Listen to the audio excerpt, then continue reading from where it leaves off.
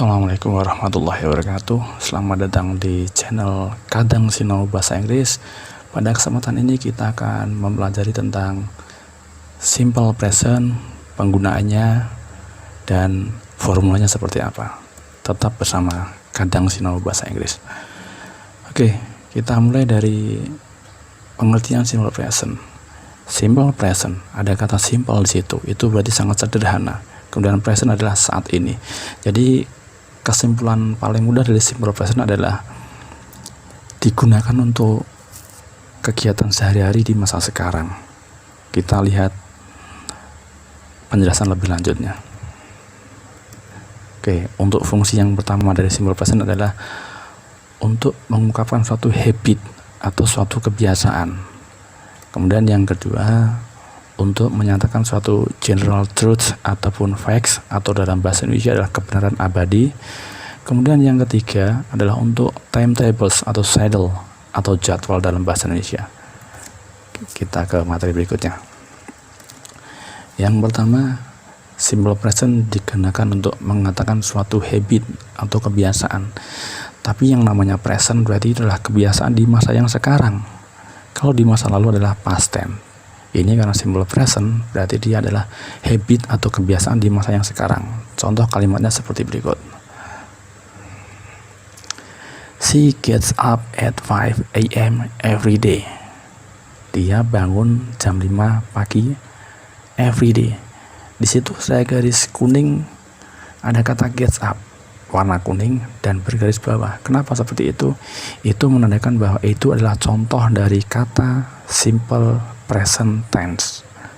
Kemudian contoh yang kedua, I go to the office by motorcycle every morning. Saya berangkat ke kantor dengan sepeda motor setiap pagi. Di situ yang saya garis kuning dan berwarna kuning adalah go. Berikutnya yang ketiga, every month they visit their parents in Bandung. Setiap bulan mereka mengunjungi orang tua mereka di Bandung. Kemudian yang keempat, we drink a cup of coffee every night. Kami minum segelas kopi setiap malam. Kemudian yang kelima, Mr. Andrian writes some report on Sunday. Pak Andrian menulis beberapa laporan setiap hari Senin. Yang namanya habit, kebiasaan, itu berarti bukan hanya satu atau dua kali, tapi berkali-kali dilakukan. Kapan dilakukannya? Di masa yang sekarang. Makanya namanya simple present. Jadi kebiasaan itu bukan cuma satu dua kali, tapi adalah berkali-kali. Contoh kata kerjanya adalah seperti yang garis bawah berwarna kuning. Itulah contoh dari simple present untuk menyatakan suatu kebiasaan di masa yang sekarang. Kemudian kita ke fungsi yang kedua. Oke, untuk menyatakan suatu general truth atau facts atau kebenaran yang abadi di bahasa Indonesia. Apa itu kebenaran abadi? Kebenaran abadi itu adalah suatu peristiwa atau kejadian yang dari masa dulu sampai kapanpun nanti akan selalu seperti itu. Jadi dari berawalnya dunia sampai berakhirnya dunia akan seperti itu terus. Contohnya apa? Kita lihat di sini. The sun rises in the east. Jadi matahari itu terbit di sebelah timur. Dari dulu ketika dunia pertama kali diciptakan dan matahari terbit, pasti dari sebelah timur. Sampai nanti berakhirnya dunia pun juga akan seperti itu. The sun rises in the east. Kemudian contoh yang kedua. Water boils at 100 degrees Celsius. Dari masa dulu sampai kapanpun juga yang namanya air mendidih itu pasti suhunya 100 derajat Celcius. Itu tidak akan bisa dipungkiri. Itu adalah kebenaran yang abadi. Kemudian contoh yang ketiga, the moon goes around the earth. Bulan itu mengelilingi bumi. Itu contoh dari kebenaran abadi. Karena secara ilmiah bulan sampai kapanpun juga dia akan selalu mengelilingi bumi. Nggak ada ceritanya bumi yang mengelilingi bulan. Jadi tiga contoh itu adalah tiga contoh kalimat simple present yang digunakan untuk menyatakan suatu kebenaran yang abadi. Ingat, kata kerjanya adalah yang saya beri warna warna kuning dan bergaris bawah. Kemudian fungsi yang ketiga, ketika kita mengatakan jadwal atau dalam bahasa Inggrisnya time tables atau schedule, kita menggunakan pola simple present tense. Kita lihat contohnya. My train arrives tomorrow. Kereta api saya akan tiba besok. Yang namanya kereta api itu pasti berjalan sesuai dengan jadwal. Makanya di sini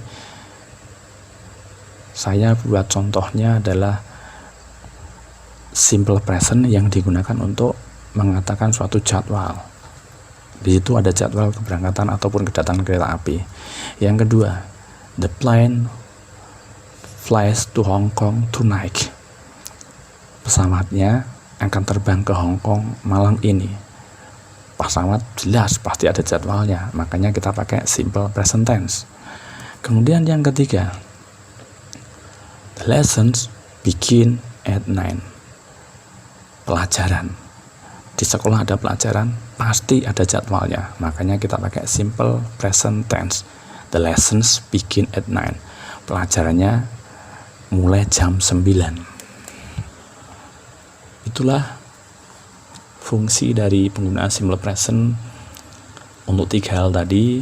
Yang pertama, habit, kebiasaan di masa yang sekarang.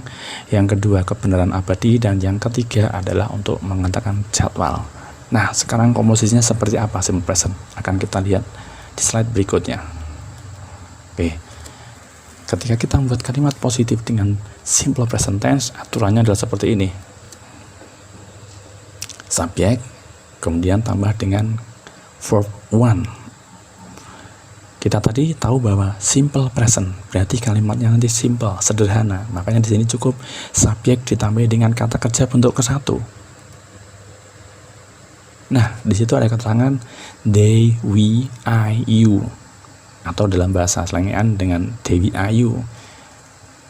Ketika subjeknya they, we, I, you, kita cukupi dengan menambahi kata kerja bentuk pertama. Kita lihat contoh kalimatnya. I study English every Friday. Yang saya beri warna kuning kemudian garis bawah itu adalah contoh dari kata kerja bentuk pertama. Kenapa kita pakai kata kerja bentuk pertama? Karena lihat subjeknya adalah I. Di awal kita katakan bahwa ketika subjeknya they, we, I, you, dia diikuti dengan kata kerja bentuk pertama. Contoh berikutnya. They go to school every morning. Mereka berangkat sekolah setiap hari. Di situ ada kata they, subjeknya, otomatis kata kerjanya adalah bentuk pertama, go, tanpa ada tambahan apapun. Nah, sekarang dengan subjek yang selain they, we, I, you seperti apa? Nah, ini kita lihat contohnya. Nah, ketika subjeknya bukan they, we, I, you, misalnya di sini dengan he, she, it. Nah, kita pakainya adalah seperti contoh di bawah ini. Nah, itu ada sedikit kesalahan, harusnya kan garis miring tapi tanda tanya, mohon maaf, kesalahan tulis. Nah, seperti ini contohnya kita lihat. He studies English every Friday. Dia belajar bahasa Inggris setiap hari Jumat. Kalau di atas tadi I studies, sekarang jadi he studies. Ada akhiran es di situ. Kenapa? Karena subjeknya adalah he, she, dan it. Kemudian contoh lain lagi misalnya, it comes to my home every day. Kenapa kok nggak come? Lihat subjeknya. Subjeknya adalah it. Ketika subjeknya it, berarti dia kata kerjanya pertama tambahi s atau es. Di sini come menjadi comes. Ingat, yang berwarna kuning dan bergaris bawah warna kuning juga, itu adalah contoh kata kerja simple present tense. Kita ke bentuk negatifnya sekarang.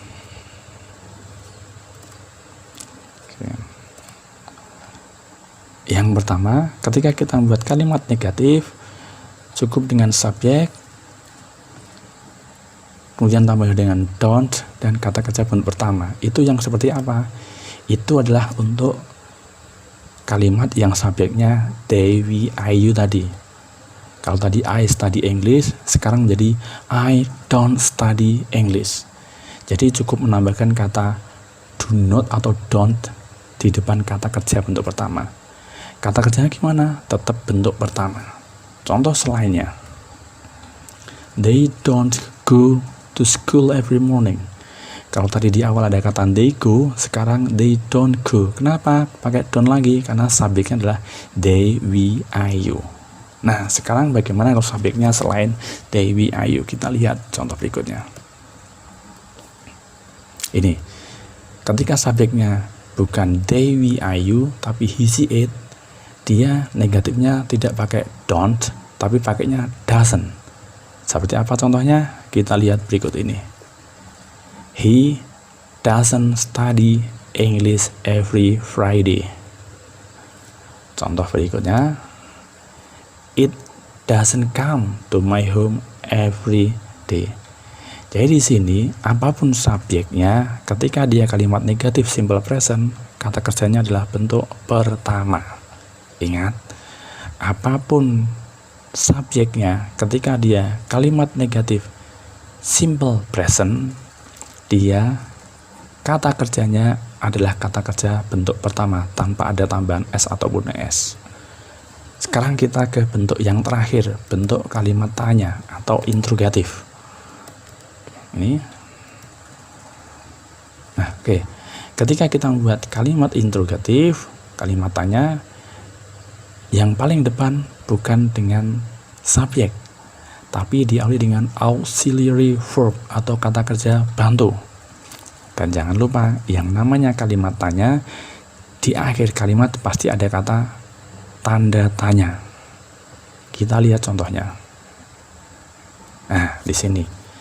Di situ kata kerja bantunya do. Karena apa? Subjeknya adalah they, we, I, you. Ingat, ketika subjeknya they, we, I, you, ketika membuat kalimat tanya diawali dengan kata kerja bantu do. Do I study English every Friday? Tuh, lihat. Yang menandakan kalimat interrogatif kalimat tanya dengan simple present adalah yang berwarna kuning. Ada kata do, ada kata study, dan ada tanda tanya. Contoh berikutnya. Do they go to school every morning? Nah, lihat di situ subjeknya adalah they, otomatis kata kerja bantunya adalah do, terletak paling depan. Dan ingat, di akhir kalimat harus ada tanda tanya. Nah, sekarang bagaimana kalau subjeknya bukan they, we, I, you? He, she, it misalnya. Kita lihat contoh berikutnya. Nah, ini.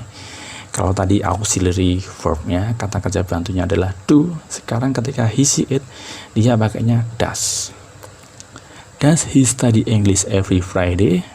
Apakah dia belajar bahasa Inggris setiap hari Jumat? Nah, yang tadinya do ketika subjeknya I, you, we, they, sekarang berubah menjadi does karena subjeknya he, she, it. Kalimat berikutnya. Nah, ini. Does it come to my home every day? Nah, itu bukan do tapi does. Nah, jadi itu tadi sudah kita pelajari macam-macam bentuk dari simple present tense. Semoga apa yang kita pelajari ini bermanfaat, dan lain waktu akan kita bahas dengan materi yang lain lagi. Akhir salam, terima kasih, dan jangan lupa untuk like dan subscribe channel Kadang Sinau Bahasa Inggris. Terima kasih. Assalamualaikum warahmatullahi wabarakatuh.